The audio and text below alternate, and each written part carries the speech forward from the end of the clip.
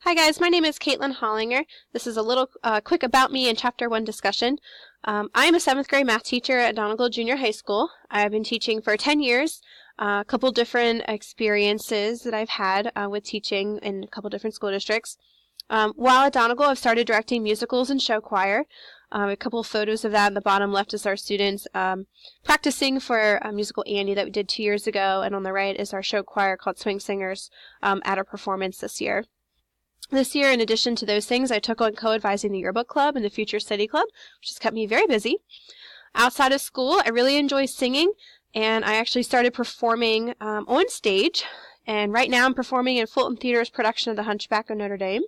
And I'm in the choir, which keeps me very, very busy.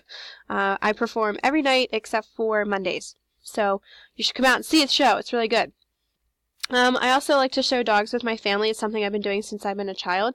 And we show German Shepherds. I have a photo on the bottom left getting ready for a dog show. And then if I have time out of all of those things, I really like to travel, especially to national parks.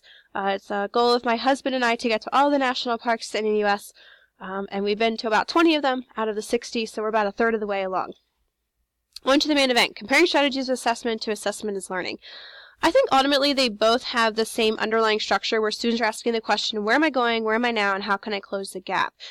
They both ask us to determine the next steps in teaching. Strategy 5 outlines this, that after we teach something and we collect some sort of information from our students, and we actually use the information to determine what their continued learning needs are, students anyway.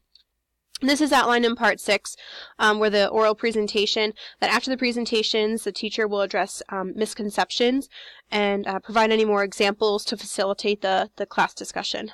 Both methodologies require self-reflection. This is really outlined in strategy 4 of the 7 strategies of assessment. And this is really outlined in parts 2 and 3 of the assessment as learning, where we ask students to really self-reflect and make changes to their own understandings.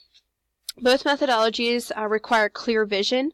It's outlined in strategy 1, and it wasn't particularly one of the parts in Gupta's outline of the PBA. It's more like a pre-PBA, where the students are given a goal, and they need to reach that goal. As far as differences, examples of work. So the strategies of assessment ask us to provide work, examples of work, of strong and weak examples, whereas Gupta's methodologies are really student-driven, and the students don't really get to see any examples of work, at least that we know of, unless it's from like previous PBAs and as far as like other topics.